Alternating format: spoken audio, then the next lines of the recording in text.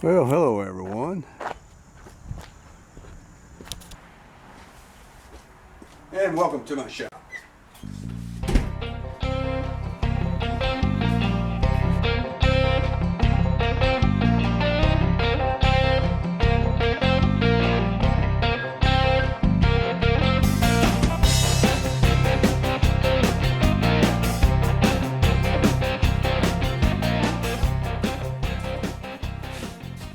Welcome everyone, back in the saddle again. You can see the GMC is off its jack stands, and we got some other things we want to do with the glass and everything, but today we're going to get over here on the Chevy.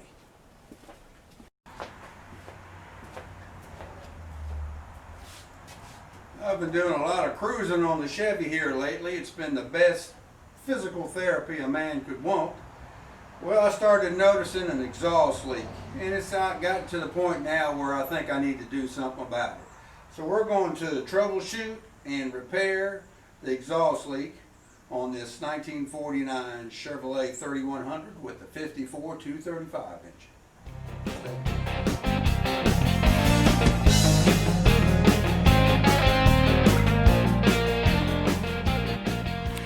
Alright, as you can see, I've got dual Fenton Cast Iron exhaust headers on this thing. And it's not the back one that's leaking, it's the donut here on the front one. And we'll try to swing around here to get a better view. Now, since I put my my bypass oil filter on, looks like I've got it, adding a lot of complexity to the deal here.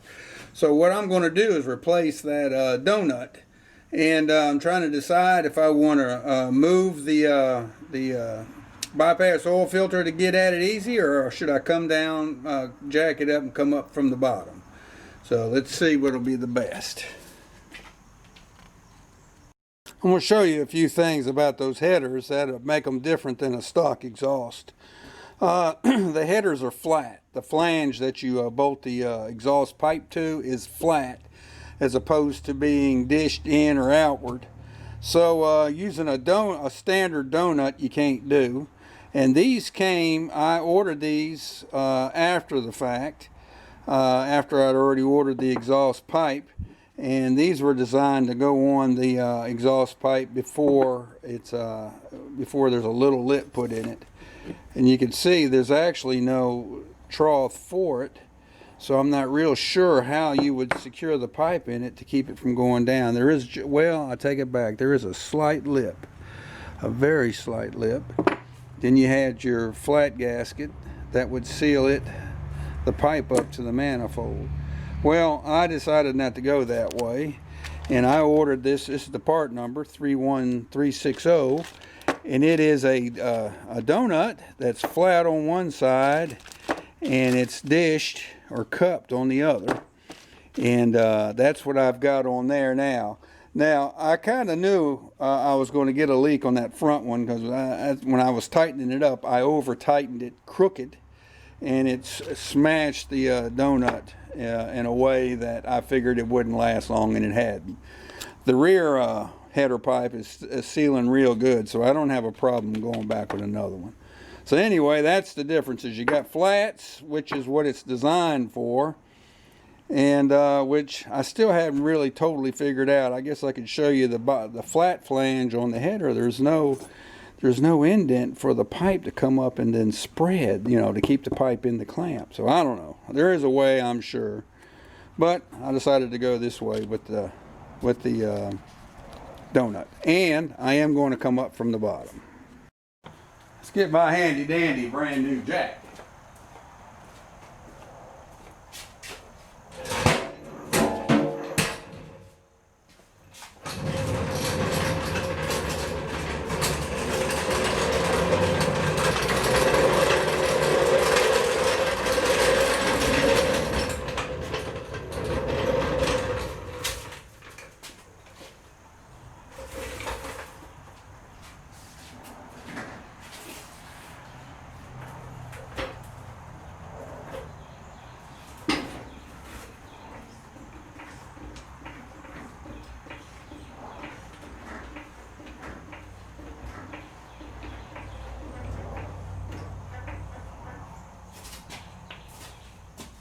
one day when I grow up.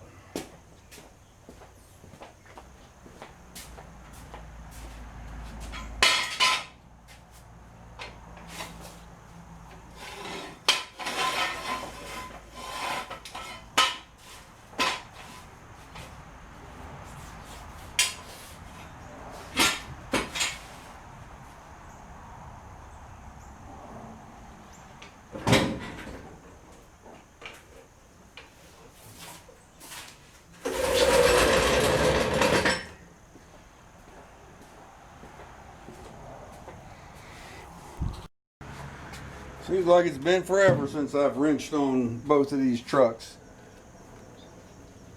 Like I say, I have really driven this Chevy. It's been excellent.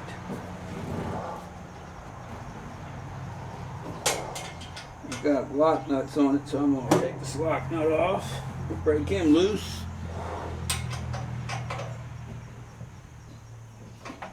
Boy, he don't want to break loose.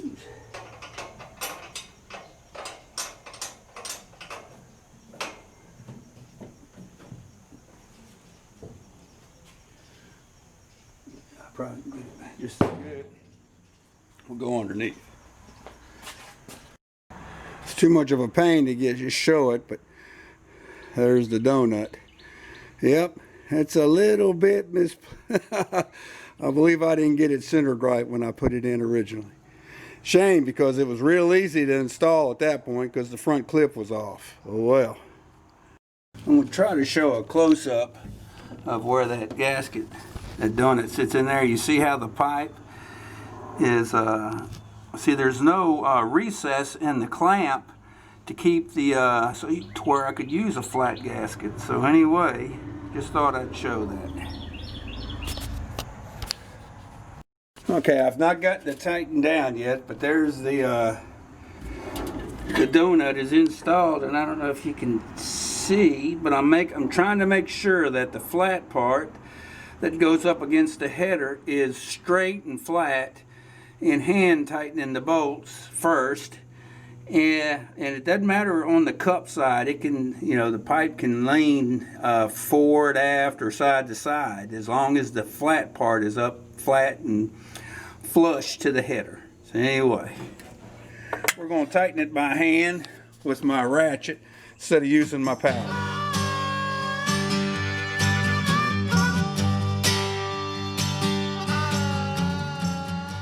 All right, the moment of truth.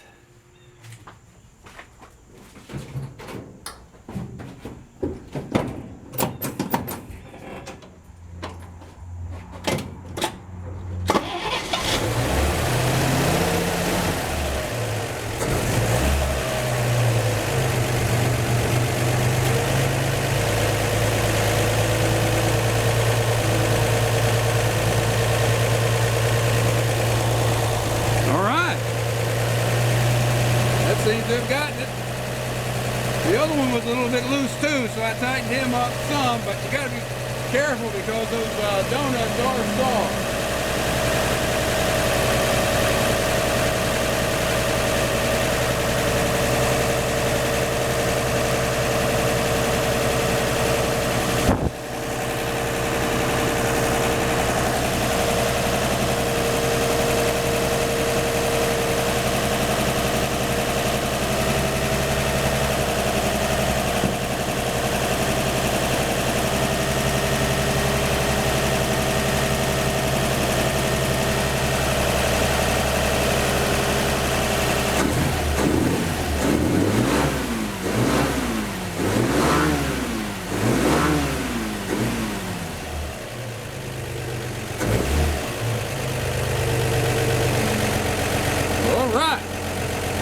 I think we can stick a fork in that little puppy dog.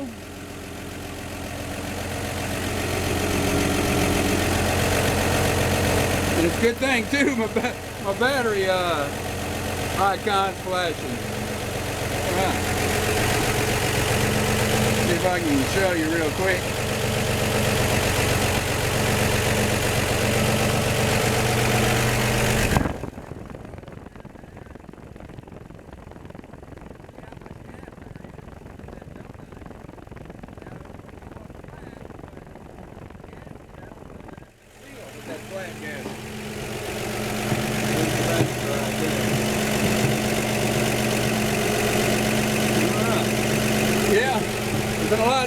had I not had that bypass oil filter on there, but you know, that's the way it works. All right. Well, all right. I'm glad to get that little project done and over with. You know, when you're on an enjoyable cruise and everything's just ticking along just like a Singer sewing machine, to have that exhaust leak pop up is just painful to the ears and aggravating. You know, you just don't want to hear such stuff. The bad thing is, that was self-inflicted. I caused that by improperly installing that original donut incorrectly in the first place. What do you think about that? So anyway, as you can see from the video, that bypass oil filter, you know, I had some complexity to it, but I just jacked it up and crawled back underneath it and got to it with some longer extensions.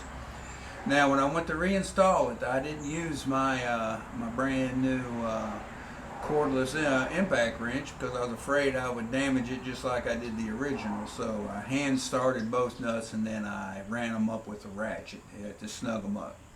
And that seemed to have done the trick, so that's a good thing.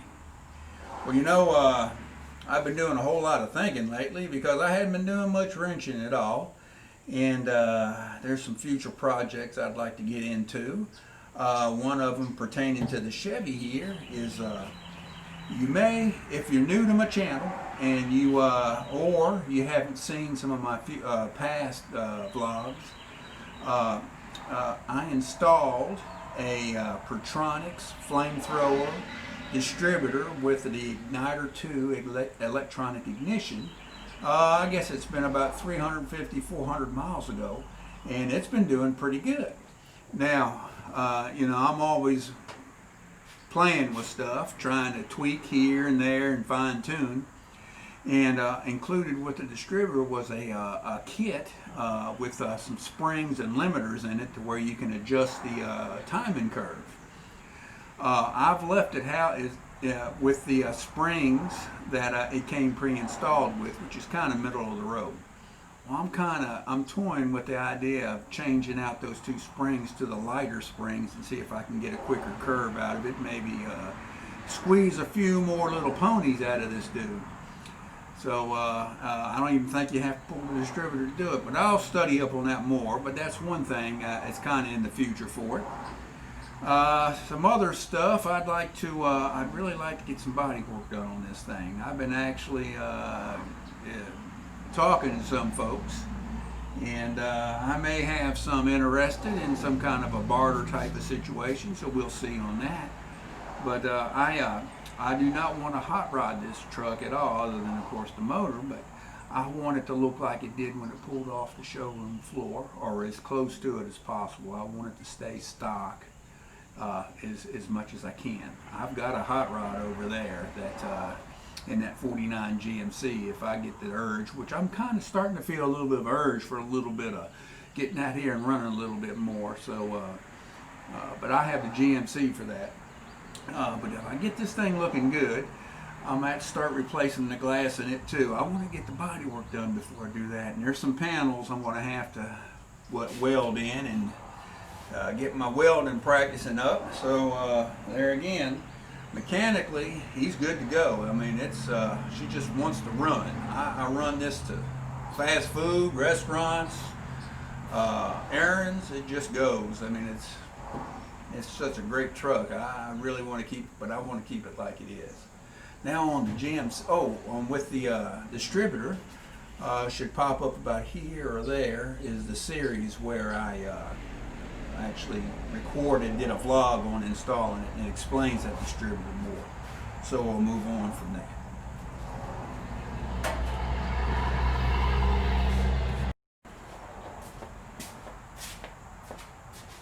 Look here. I guess these jeans are gone, or I can make some shorts out of them. I don't know. We'll see. But this is my 49 GMC. If you're new to my channel, and he's a hot rod, and he was a hot rod when I got him, so I'm leaving him that way. Some future mods I'd like to do to him is to fix his driver's side glass, replace the wood back there in the bed. It may not be stock, but it'll at least replace it to where it's functional. And do something about the passenger side glass and door. That's a 51 door on the passenger side, which has a wing window. So I'm kind of mismatched, but you know what? That wing window does real good as far as getting air on me when I'm cruising in the summer. So you know what? I may leave it that way. But that's a mod. Now there's a biggie. I just did a deal, a little trade, and I'm gonna pop up a couple pictures about right now.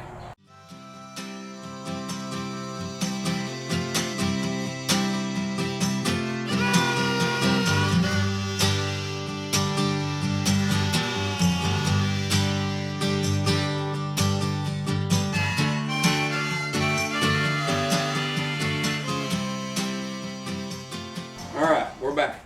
Well, anyway, what do you think? I'm not sure of the year. It's an early 80s from what I understand, S10 frame. And so I'm really thinking about putting an S10 frame underneath this. I'll have the frame, and it's just getting the motivation and all the funds necessary to get all the necessary little parts and add-ons. There are outfits out there that you can buy in complete kits to do the swap. You know, that'll take the cab and the bed and just swap it right on over to the S10, and it's bolt on. But I don't know. There's other people that's done so many. They've listed on the internet how to do it and how to make up your own mounts and everything. So I might look into that. That may be a future thing that I'll get into, who knows, eventually, even though I got a lot of other projects coming up. But that's one thing, because he really needs rewired. The frame is not in as good a shape as I'd like it to be, and to tell you the truth, since it's a hot rod, I'd like to have better handling up front that I'd get from an independent front suspension or a whole new frame setup. So anyway, that's another thing that we got down the road on this. And otherwise, it's pretty good. So I want to thank those of you all who've checked on me, who's inquired about where I've been and everything, and I appreciate your thoughts. And me and the wife are doing great, and we're back in the saddle, ready to take care of business again. So I hope all are going good with you all. I hope it stays that way. I hope once this craziness is done, and hopefully in November, we can get back to get normal again. So anyway, take it easy, have a good one, and we'll see you around on the next one. Oh, and happy Halloween. See you.